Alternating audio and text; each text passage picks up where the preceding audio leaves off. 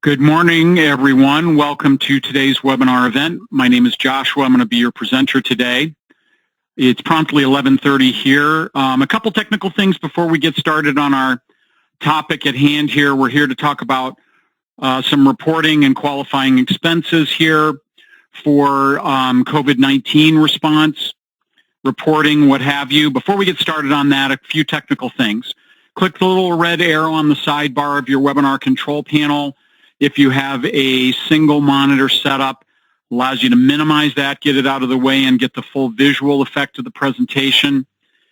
If you've got a dual monitor setup, just drag that control panel off to the second desktop just to get it out of the way again. We're here for the next 20 minutes or so, 30 minutes. I think we've changed the time on these. I'm sorry. We've added on 10 minutes just to allow a little bit more time and flexibility on these. There are complex topics. They're new to everyone, you, me, everyone in question. This is all unprecedented stuff, so we've tried to allow a little more time. We are recording today's webinar event, so you will be able to revisit this. Sometime in the next 24 to 48 hours, we'll have it out on our website available for you to review. Okay, there are no handouts for the event today. I'm going to bring up our website COVID-19 page momentarily and talk a little bit about that. If you have questions, please type those into the questions portion of the webinar control panel. I will get folks answering questions on that, or I'll try my best to keep an eye on those. If not, I'll get to them at the end of the webinar event, and we'll get those repeated so everybody understands what's being asked, and we'll see what we can't do to get those questions answered for you, okay? So first and foremost, let me bring up our website here real quick. This is really, really important, okay? So notice here in the upper right-hand corner of our website, main homepage on the blue banner, we've got this. It did say the last date. It was like late April at some point. So we're now just changed that to updated regularly right here, okay? So it says COVID-19 resources for church windows. This page is being updated all the time. As quickly as we get information, we can work through that information, disseminate it, get it out here on the website for you.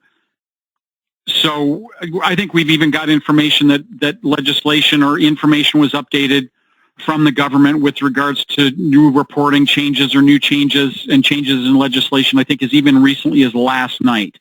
So the reason why we don't have any handouts for you today is because we have new information that we're going to be updating, and so we're going to be recommending that you check this page regularly, okay? Really important. So we're going to be working through the new information as quickly as we can, and we're hopefully going to be getting updated information out here between now and the end of the business day tomorrow, Friday, okay? So please keep checking this page as often, because as soon as we're getting it, understanding and comprehending and filtering through that information for you, we're trying to get information out here as quickly as we possibly can. It is constantly changing. We can't stress that enough, okay?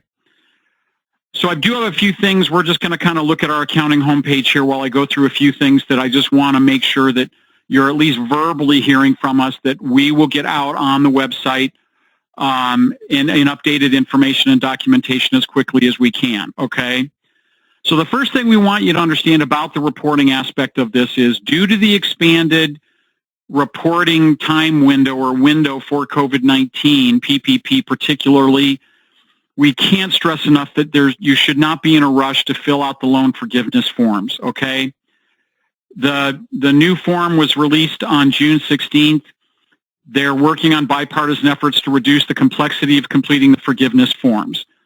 Why this is important is that there has been, again, recent changes to past legislation providing easing of the requirements for the loan forgiveness. So again, don't be in any rush to complete this and fill this out, okay? There are a couple of main points about the legislation, okay? One, borrowers can choose to extend from the 8 weeks to 24 weeks with a max per individual of $46,154. I'm going to show that in a spreadsheet in a little bit here. Okay. Also, that the payroll expenditure requirements have been reduced from 75% down to 60%. Okay.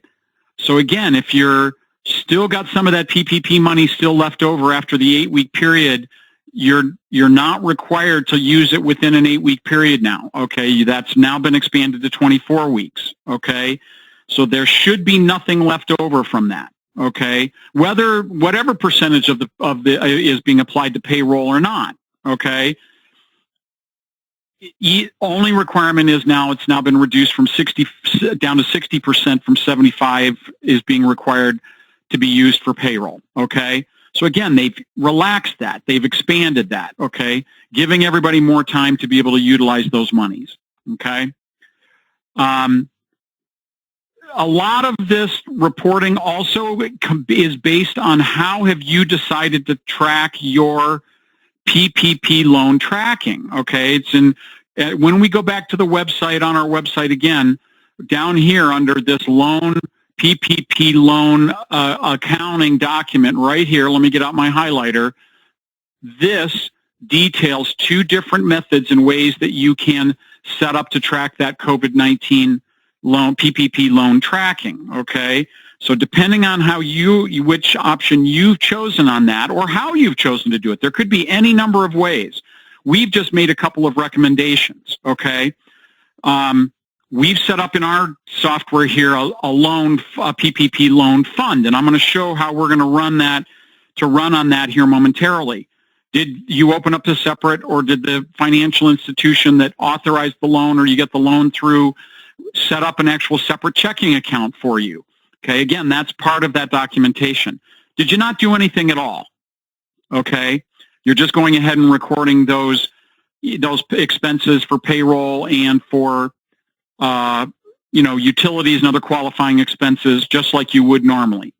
Okay, did you set up separate income and expense accounts and tie it to, say, something like your general fund, or is there some other method that you used to be able to record and track how these PPP loan monies were spent? Okay, folks, this is your database. We're simply here to help make some recommendations for you. You don't have to listen to anything we tell you. Okay, we just have some recommendations that we suggest to make your lives easier. Okay, but it's your database ultimately. Okay, because Church Windows Accounting is a fund accounting system, it is really perfect for this type of tracking of restricted funds. Literally, PPP loan tracking, money tracking, fund money tracking is a perfect environment for something like Church Windows Accounting in terms of being able to track that and record that. Okay, and this is particularly true in light of changes in the restrictions. All right, so let's go into accounting now, and let's kind of take a quick look at this. So when we go into our manage accounts here in accounting and we collapse down our chart of accounts, we expand our fund balance, we see right here on our chart of accounts, right at the very bottom of our funds, we've got this account called PPP fund balance. Okay, our church has decided to set up a fund with separate income and separate expense accounts on it. Okay, we've accredited the income to the PPP loan income account, and we've expensed all of our PPP loan expense monies through the expense accounts. So when I highlight on that PPP fund and I go to the balance tab, it clearly shows that we had an April balance ending balance of $62,327 that was then reduced in the month of May down to $28. And now even in the month of June, it now has a negative or deficit balance of about $3,795 in there. Okay, so that's telling us that we have expensed all of the money that we put into that fund. In fact, we've overspent it at this point. Okay, not that that's a problem. It just that we know that in the course of that 2 month or 8 week period, that money has now been completely used. That's the beauty of what setting this up as a fund is telling us, is there's nothing left in there to spend. Okay, so again, just another way for you to be able to look at that to determine what balance you have still available at any given time to spend based on the income having gone into that account. So if we now go further over to the right and go to our Tree View tab, we now are going to click the plus sign next to our PPP fund balance account, and we clearly see income account. There's our PPP funds receipt income. And then here we can clearly see when we expand our expenses that we have, 8 or 10 different expense accounts that we have set up specifically to track how our PPP loan monies are expensed or spent. So we clearly see senior minister. So obviously that's for the minister's a regular salary expense, and we've got an associate salary. We've got a vocal. All of our employees we've set up with a job description expense that allows us to record how that money for those employees is being expensed. Okay. We even go so far down here as to seeing a pension PPP expense or a group health PPP expense. Okay. And if there were utilities that we were expensing it on, I would have expense accounts that were set up for that here. In this case, all of our money at this point for the PPP loan has been expensed for payroll. We don't have to enter, utilities or anything else that might qualify, because virtually all of it has been qualified in terms of the compensation and payroll. Okay.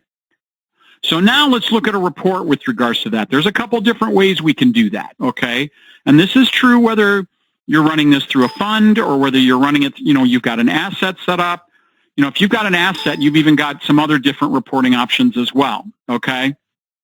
So let's close out of our chart of accounts now, and we're going to go up to reports here at the top left. We're going to go to transactions further in the upper left, and we're going to choose something like, say, our transaction journal. Okay.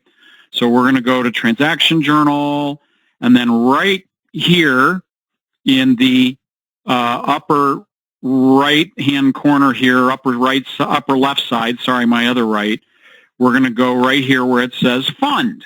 Okay. So then we're going to choose from that menu. We're going to scroll down, and we're going to choose our PPP loan fund. Okay. Now, we don't have to really enter anything else other than that. Why? Because everything we've run through that account is exclusively applied to PPP. Okay? If you did not set up a specific loan fund for this, okay, PPP loan fund, to record these, you might have to go up here and enter a specific date occurred period. Okay? Like if you had set up just PPP income and expense accounts that were linked to your general fund. Or you might have to create a custom account group for those particular income and expense accounts, okay? You might have to enter further or more information here depending on how you have it set up, okay? But because we have this fund set up for it, I literally don't have to choose anything else. The only other thing I might want to do is to revisit visit my columns tab and determine what information columns I do or don't want to see on this report. I don't care about a deposit slip. I don't care about user information. Don't care about date posted. I can leave comments, due date, paid, invoice number. Don't care about any of that stuff. Okay, I can if I want to. It's just adding more length to the report. I don't think reconciled really matters. You can decide what you want to include. Okay. But then once I've determined what information columns I want to see, I click print, and here is all of the activity as it pertains to my PPP loan fund. Okay? So right here at the very top, I can see clearly, here's my income transaction that I had dated April 15th for the original loan amount of the $78,500. Okay? That's my original income. So that's on my credit side to my fund. Everything else now is listing on the debit side, okay, to show how that money was expensed. Okay? So as I continue to go on, I see bills. There's my pension expense, my bill that I paid for my pension. There's my payroll transactions as I'm continuing to go down. Yeah, it's truncating onto a second page. It shows the actual method of payment and my check number. Shows, like in this case, my transaction comments for my payroll, for my employees that were paid through payroll. That's how those report. Then it goes down here and it goes into further bills and payroll transactions, okay? So this is just one report that we can run to be able to view our activity for our PPP loan fund, okay? So let's get rid of our drawing here. So the other way you might consider looking at this, transaction journal, really great. Just one way of reporting on it. So if I close out now and I close out of my general ledger option or my transaction journal options and I go up to transactions and I choose general ledger, same thing, just a different way of seeing it, folks. I can go right up here to fund under my general ledger. I can scroll down and choose my PPP fund balance. Again, I can just choose year to date through today or through the end of June, okay, my choice, because I know I've expensed that through the end of May or June. Again, I can decide what information columns I want to see, but then when I click on print, it just shows all of the activity by account. Now, this is a really nice way to see this, okay? So nothing affected the PPP fund directly, but right here it shows my PPP fund receipts income account with its transaction. It shows my senior minister's payroll expenses, shows my associate minister pay. It shows every single transaction separated by account, okay? Again, a different way of being able to view the transactions, okay? Folks, we want this stuff to tie out with our cash activity for the bank, the financial institution, as much as humanly possible. We're going to look at that here momentarily in payroll. So again, couple of detailed reports. If we really wanted to see it from another final perspective here, if we go to reports, financial, fund activity report, I can go to funds. I can choose my PPP, do unselect all. I can choose my PPP fund balance. Go to options, choose detail through June 18th, click print. Here in a summary format is all of the activity that happened in that PPP loan fund. Okay? Lots of reporting options if you have them set up in church windows that way. Okay? But it all depends on how you've decided to construct that. Okay? To construct the tracking for that. If you need help with this and you're unsure and you've got questions, please call our tech support staff. We're happy to help and answer your questions as best we can. Let's jump over to payroll now and look at a few things, okay? So, per our website, again, that we've got this wages breakdown spreadsheet right here. It's an Excel document, okay, right here, COVID-19 wages breakdown spreadsheet, all right? That's an Excel file that we've created and constructed. I think there may even be changes that we're going to be making to that here soon. I don't know with complete certainty. But we're going to run some information or some reports in the payroll module to show you how that information can and should tie out. Okay? So, presuming I've got payroll posted, okay, where I've had some qualifying payroll expenses for COVID-19, PPP, what have you, okay? So just by way of, again, further showing you in follow-up to previous webinars we've had, we've gone into our system profile here and we've created a couple of pay labels, or you could use allowances for the same type of thing.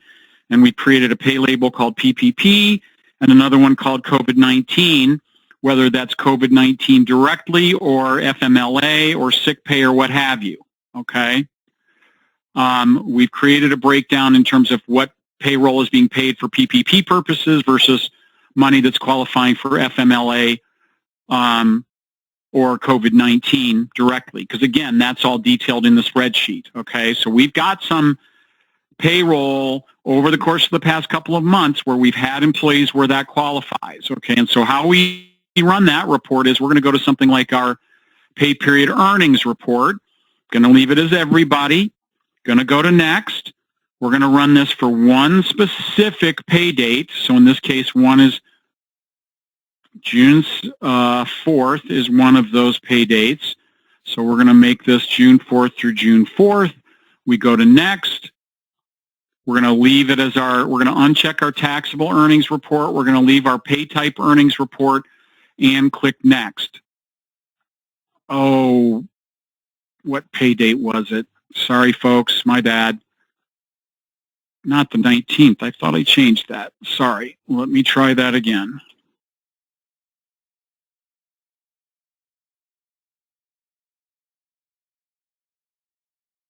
Well, what gives? Let me expand my date range here a little bit here. Sorry.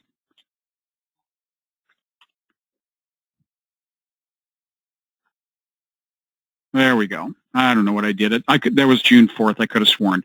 Anyway, so right here, let me zoom in a little bit on this here.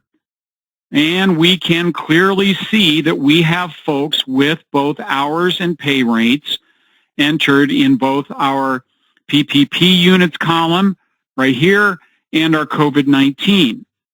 Okay. So right now, everyone for this June pay date in particular no one's been paid for regular units under this pay period. Okay.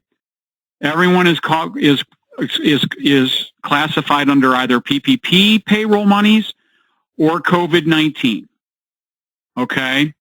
So we have zeros all in regular units. It shows our PPP units that are paid. It also shows that we have one employee who had COVID-19 FMLA sick units that were paid. It shows the actual different earnings that those employees were paid. Let me get back to my regular drawing tool here, folks.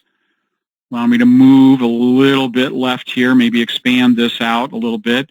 And we clearly see that right over here, virtually everybody qualified for PPP earnings, okay? And we had one employee who had COVID-19 earnings due to FMLA sick pay, okay? Let me bring up my spreadsheet here and kind of show you how that ties out to a spreadsheet that we have set up for that, okay?